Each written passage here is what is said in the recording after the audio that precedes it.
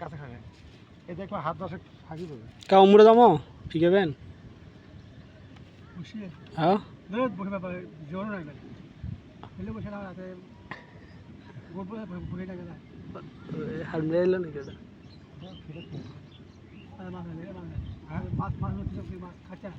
মাছ এইগুলো এত বড় বড় মাছ মারে আরে ওই মাঝে মাছ ধরা দিয়ে দিচ্ছে কোনটা ওটা কালকে